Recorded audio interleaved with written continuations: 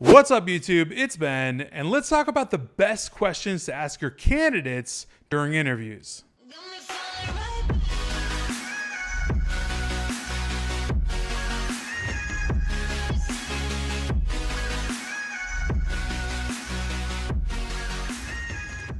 All right, so I think we all know that candidates are a huge part of the equation in recruiting, and specifically about 50% of the equation if we're being accurate. So this video is all about telling you what the best questions to ask your candidates during an interview is so that you can bring your client top talent, get them hired, and get paid. All right, so question number one, why do you want this position?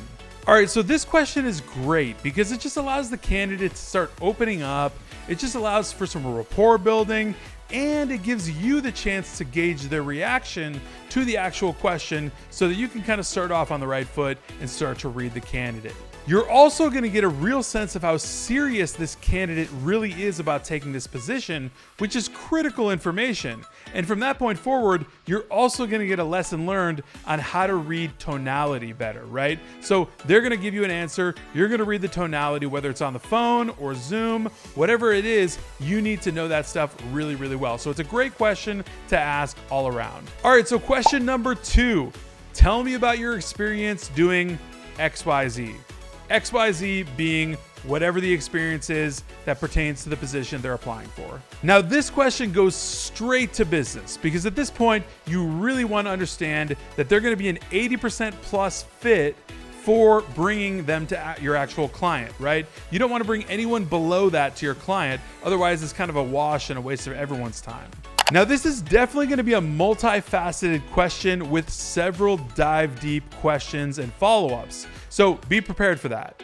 So this question should begin with their most recent position on their resume, all the way down to their earliest position on the resume, as long as those positions all pertain to the exact experience necessary for this particular role.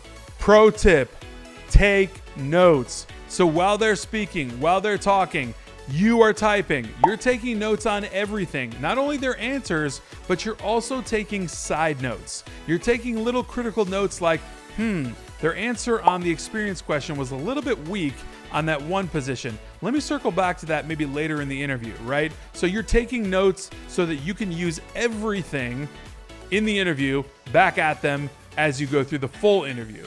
These things are just key and critical to you putting together a full big picture of what this candidate looks like so that you can know for sure when you make your final call as to whether or not they're going to be an 80% plus fit to send them into your client.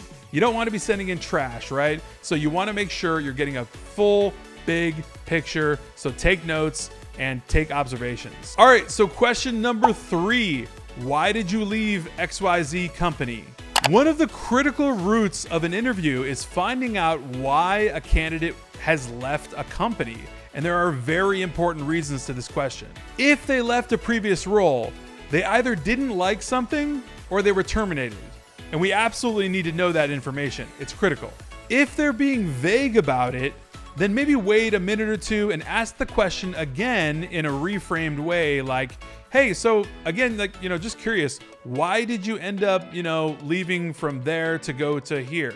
As you continue to ask these deeper dive questions, you're going to get more and more information out of this candidate, and it's just going to paint that picture better and better for you so that you know you're sending in the top talent. This particular question can also bring out whether or not the candidate is a job hopper, which is a total red flag, right? And we can definitely see that on a resume, but that's why we conduct interviews, so we can actually find out the real story. So we can find out whether or not something was seasonal, maybe it was just kind of happenstance. We don't know until we talk to the actual candidate. All right, so question number four. Tell me a little bit about yourself. I know, cliche, cringy, right? Wrong. No, totally an awesome question to throw in, especially right at that time. After you've asked about 2, 3, 4 questions, question 5 or so should absolutely be, tell me more about yourself. Here's why. After you've been talking to this candidate for like 5, 6, 8 minutes, whatever, they tend to open up, right? This is just how human beings are wired. So when you're in conversation and you've already established a little bit of, back and forth, rapport, etc., blah, blah, blah, you're at this position where the candidate is way more likely to open up with you and actually tell you some real life stuff about them. Like, yeah, I've got 2 kids, I'm going through a divorce, like blah, blah, blah. Like, they'll just tell you this stuff. And it's critical information for you, again, to put together this big picture. Like, nothing that you would hold against them, but it's just stuff that you would want to know so that you can kind of understand better if they're going to be that 80% fit or not. This is one of those things where the answer is so much more important than the simplicity of the question, because we're actually getting to find out who this candidate is as a human, not as an applicant, right? So you're putting together this human element behind the applicant looking for this job. You want the big picture. You want to wrap this thing up in a bow. And this exact question is exactly what will do that, right? So everything they tell you on top of this question will put so much together. Maybe missing pieces that you weren't really picking up on will totally come clear when you ask this question. All right, so question number 5. Can you tell me specifically why you should get this position? All right, so I'm not gonna lie, this is one of my favorite questions because 1, it brings it all back to straight business. Number 2, it shows them how serious you are and also gives them a chance to show you how serious they are. Their answer is gonna show a lot. If their answer is weak, it's gonna show you they're probably way less motivated than other candidates to actually get this role. If their answer is strong and has several reasons behind it actually backing why they should get hired, that tells you they're a motivated candidate that actually thought through this and maybe even expected this question and are giving you some serious, like, buying signals as far as, let's go, I'm an 80% fit, send me in, coach, give me the interview.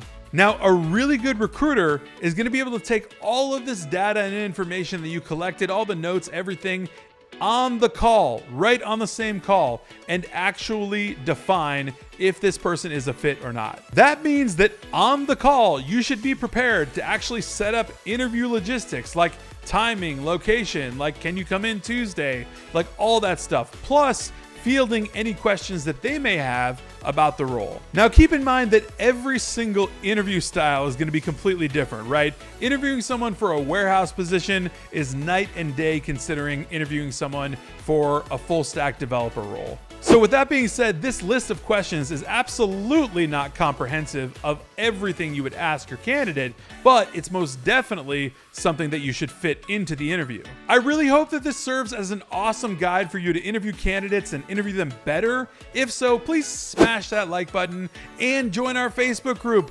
Recruiter Empire, link in description. We'd love to see you there, and I'll see you next time.